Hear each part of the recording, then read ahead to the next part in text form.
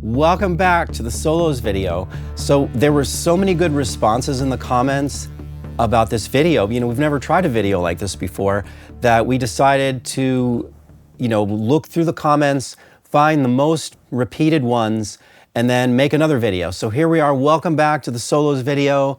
Hope you like this next round. Don't be mad at me because there's still more solos like after going through this, but you guys really opened my mind up too, because I went back and listened to a lot of solos. Some of them I had heard before, some of them I had never even heard before. So let's dive into it right now. The first one is going to be Keith Emerson solo from Lucky Man.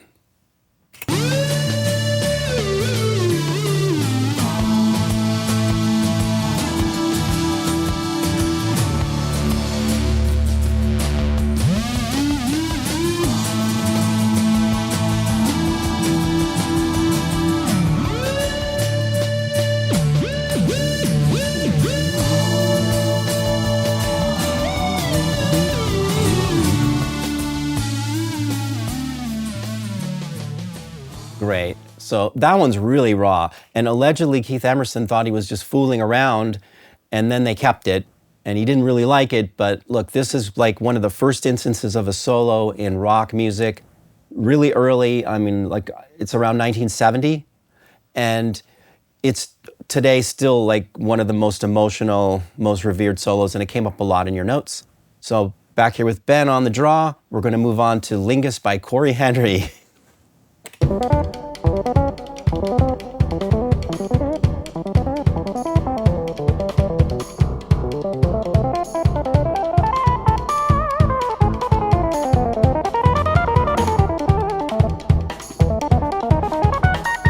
No, it's not.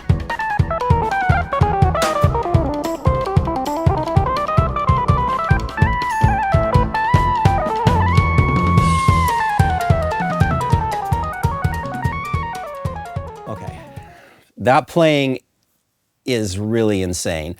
I think Cory Henry brought something new to the table that no one before him really did, like incorporating so many different styles, like including gospel and incredible keyboard technique. And this solo really builds. So if you have a chance, listen to this solo from the beginning and what he does with it dramatically, because he's really tapped into telling a story. So this solo came up the most in your comments. So you guys, everybody should be diving back into this, checking out Cory Henry. So another one, Ben, let's go to Dr. Fink solo on Head by Prince.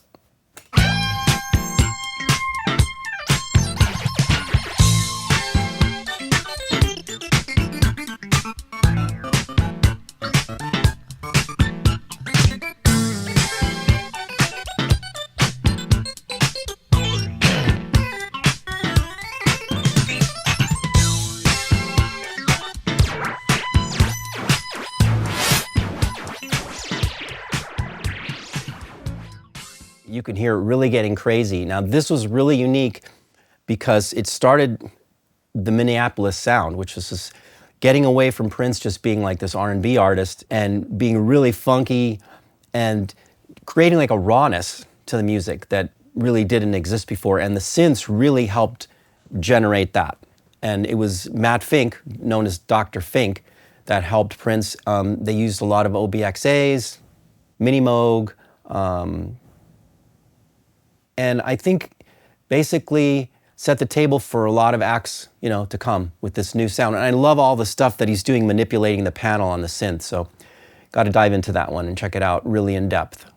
Okay, let's move on to Billy Currie on Broadway. And this one got a lot of requests in the last video.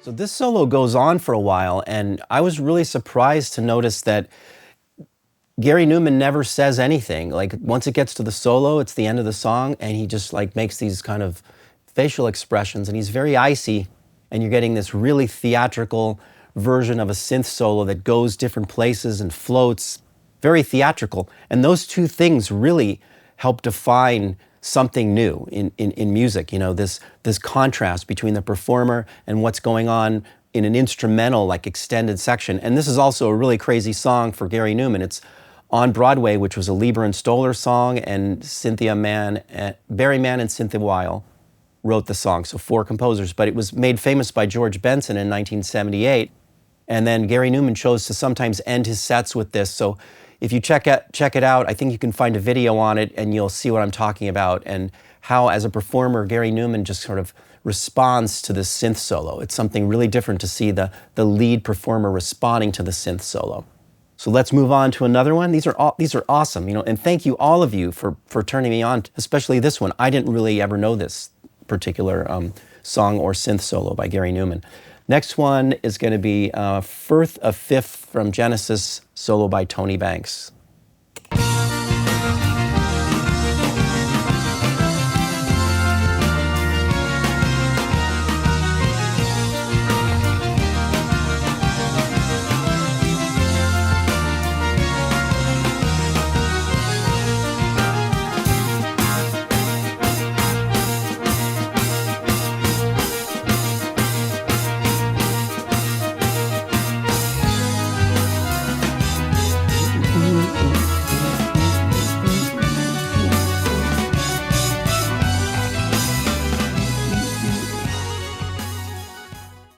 Really builds like classical music. I mean, this is kind of giving me chills. It's not like your typical solo.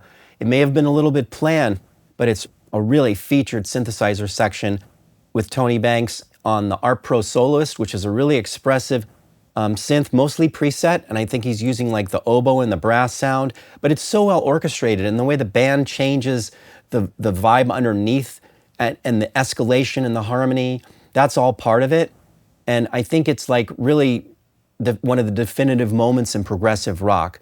So if you haven't had a chance to hear the whole song, which was mostly written by Tony Banks, it was like a really, you know, pushing it as far into like epic classical music as I've ever heard in prog rock. So this is a classic, and I left it off from the first time, and I really got chewed out by everybody. So it's on the list. It's in round 2. So let's move on to Patrick Moraz, Sound Chaser from Yes. Really, really, really unique and different. Departure from Rick Wakeman.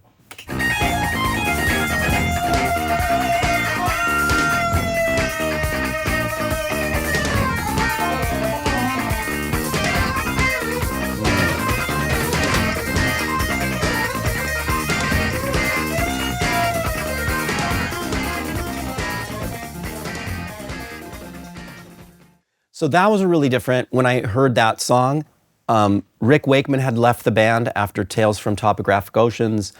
I guess Yes was looking for something different because Patrick Moraz was a really different flavor to bring to the band. So that's like floating and burning.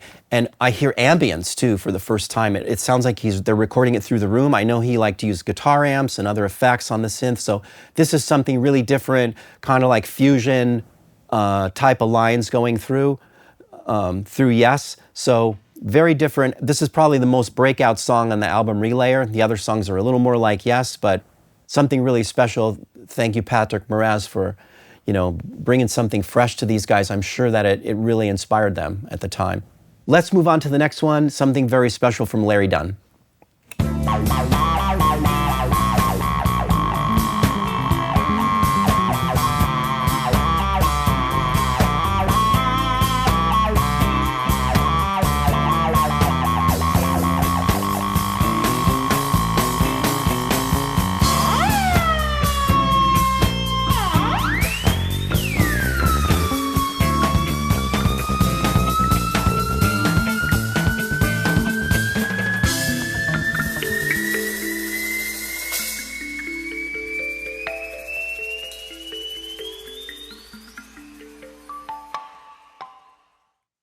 Against the classic kalimba of Earth, Wind & Fire. So Larry Dunn was only 19 years old when he was doing this. And I have to hand it to him. I mean, this synthesizer solo talks.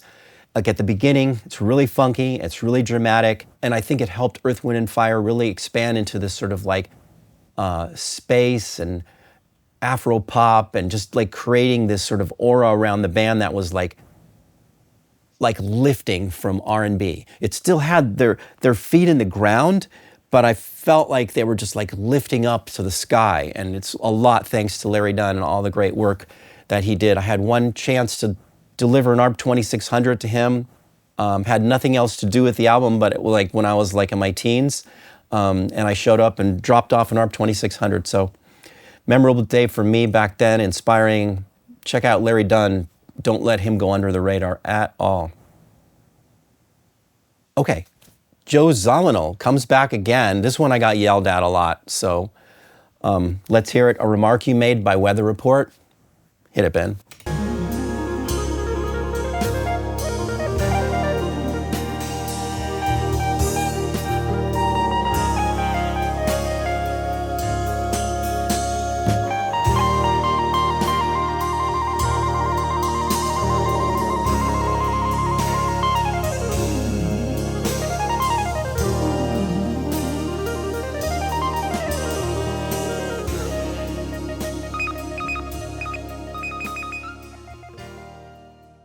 So for me, how my imagination works, it sounds like a bird.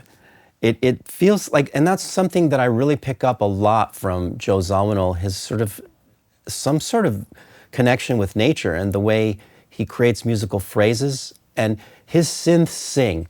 He really programs them. They don't sound like your typical synth solo. One thing about Joe Zawinul also is he used a volume pedal a lot in his solos, which is a really underranked tool to use, because you can get a lot of expression, like guitarists know the value of it, especially going into delay and reverb and that sort of thing. But he just was so unique at, this is like one of the few ballad, solos that we have here. And it's so expressive, and it's like the character of a human voice and the movements of nature that make this one truly unique. Thank you everybody for adding this one to the list. Can't get enough Joe Zawinul anyway. And 2 ARP 2600s on stage. This one was on ARP 2600, which a lot of stuff's on Minimoog, so we get some representation here to show you the organic qualities in the ARP 2600. Before we move on to another one, please remember to like and subscribe to the channel. We really do appreciate you. And because of your comments, we're here making this video. So hope you like this one, and who knows, maybe we have to make a third one. I don't know. But there's just so many great solos. And also, remember to check out my course if you're interested to make sounds like I've made on records and films, and also like the ones that are in these solos. We cover a lot of ground there. You'll learn my exact method that I've used for a career on films and records, and I'm able to express it because it's the one that I still use today. So be sure to check it out, and looking forward to more of these types of videos. So we really do appreciate all of you. Let's go on to Jan Hammer, Black Sheep, and something special here because Jan Hammer found a whole new avenue for synthesizers.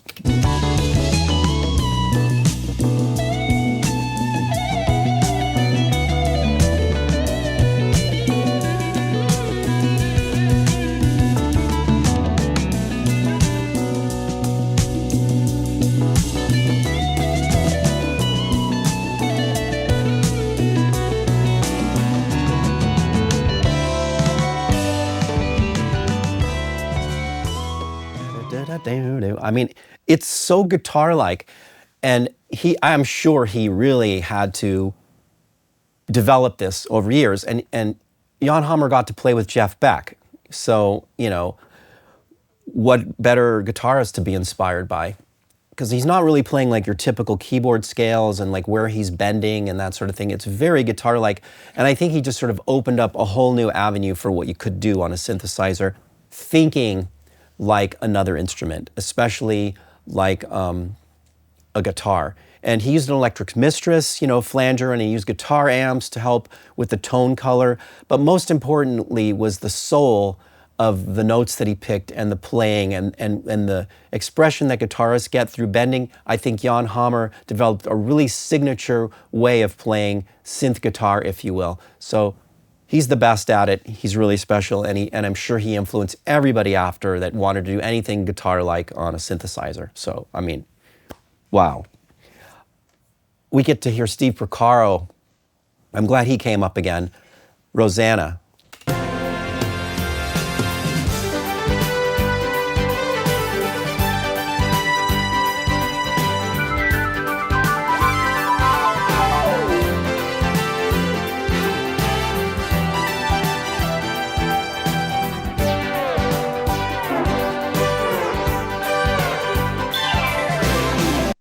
How's that for a synth solo?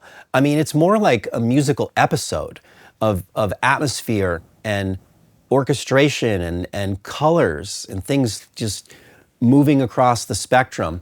And it transitions you so well. I mean, it's just classic, Steve Porcaro, the way he can create like a visual texture.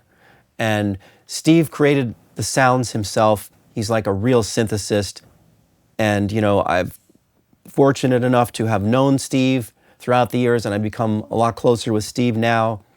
And just to learn about like what goes through his head when he puts these kinds of textures together is something that you can actually figure out yourself just by listening and thinking about like these moments in your songs that you might want to put a solo, but you might want to also create an episode in your music that just sort of takes you somewhere else and brings you back into the song. And Steve, he really did this better than pretty much anybody.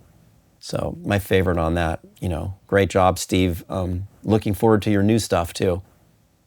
Tommy Mars coming up here. This is something I didn't know about this solo, his work with Frank Zappa, Pound for a Brown. So let's hear that one.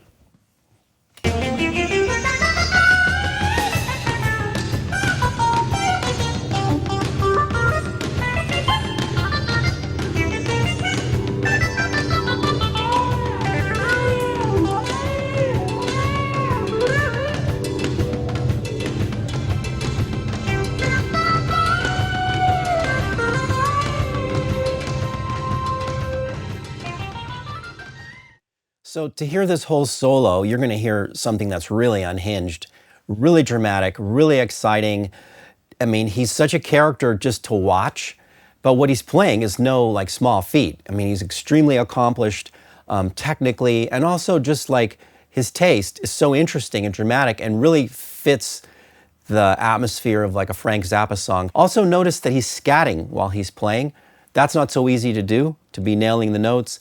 So it takes the synth solo to another dimension, and also visually, it's something to see. So this one went around my radar. Thank you, all of you, for bringing it to my attention. And I think I'm going to be looking into some more Tommy Mars and some more stuff that was going on in Frank Zappa's band. George Duke was in there. Ian Underwood was sort of an under-the-radar synthesist programmer that played on a lot of film scores, but he was in the band. So there's a lot of great stuff there in Frank Zappa. So, Tommy Mars, synth solo on Pound for a Brown. Let's move on to something completely different. David Foster on the song Mornin by Al Jarreau. Hit it, Ben.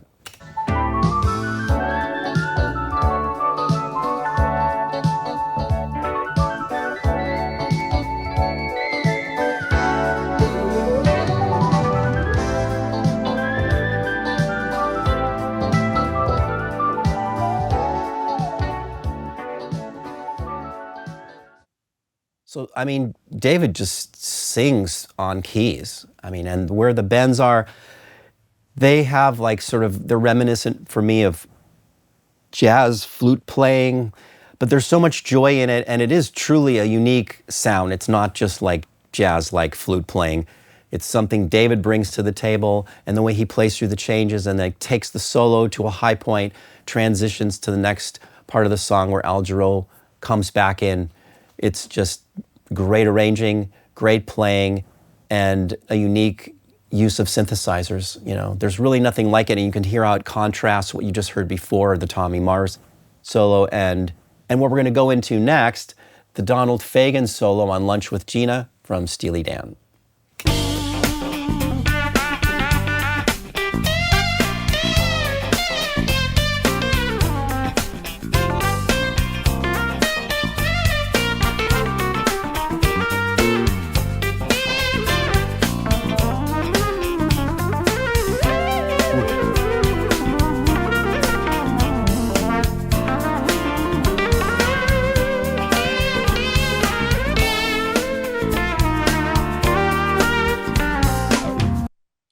A very rare Steely Dan synth solo, and then even more rare that Donald Fagen is playing it, because he had all these great studio musicians hanging around, and you can hear like he's a great musician. He's right there with all the rest of them. And I think it's DX7. I mean, it sounds like there's two sounds at once. So those were the days of MIDIing a couple things together. Not 100% sure what he's playing, but it really pops. The sound, it's kind of the perfect sound with the attack to come through, and the lines, like the jazz lines and the bends and all that, like he's just a master. Who knew that he could just step in and play one of the long-lasting synth solos of all time? So, you know, writing songs, singing, just unbelievable. Steely Dan at its best, and a great example of a standout synthesizer solo. Now, another one that went under my radar, and it came up all the time. How could you leave Manfred Mann off the list? Manfred Mann's Earth Band. And there were like 5 or 6 songs that you guys were recommending. I went with California because it's a nice long outro. Let's listen to it.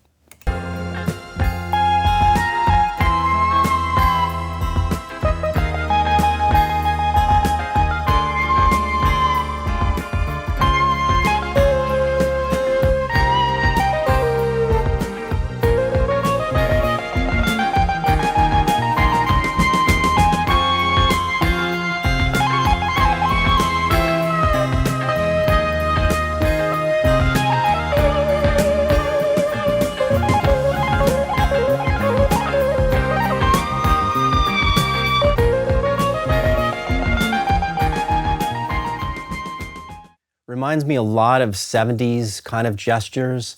Really beautiful, really lyrical, stays with the chord changes, and just keeps you happy, and the atmosphere is great, and it can just go on forever. I never heard this solo before, but Manfred Mann clearly knows his instrument. I think it was the Mini Moog, and I understand why all of you liked it so much, because it's just something that works, you know, when you hear it, and adds something special to the song on the way out.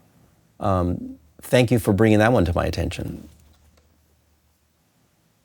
Okay, we're gonna end with Adam Holzman, solo to Regret number 9 from the Steve Wilson Band. Let's check this one out.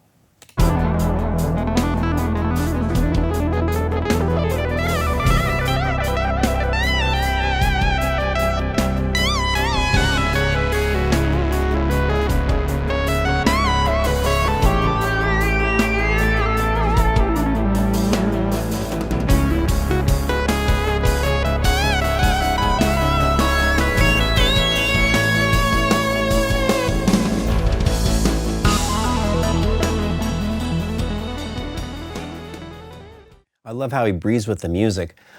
This is just analog warmth and an atmosphere with delays and maybe chorus, and I hear like an effect that comes in, like almost like a flange, and he just uses it to just, you know, sheer beauty. The effect is part of the music as he's hearing it, and the improvisation, and it's just a nice extended play as the chord changes shift. You get like this sort of fresh new look, and then you notice that he just listens to what's going on, leaves space and breathes and comes in with another line. So this is just such a warm and interesting, like provocative solo. The father of Russell Holzman, who I've had a chance to play with. What an amazing keyboardist. Gotta be listening to more of Adam Holzman, and so do all of you. And this one was like another really highly recommended solo. So it's a strong one to end with. Thank you all for being so involved in the comments and so enthusiastic too, and even getting mad at me a little bit, you know, like how could you leave this out? So it was really a pleasure to dive back into these songs. The ones I have heard before, obviously, like Keith Emerson, Lucky Man, and then some of the solos that I had never really heard before, you know, like Tommy Mars and the Manfred Mann, and a few others that I mentioned. So let's keep going with this.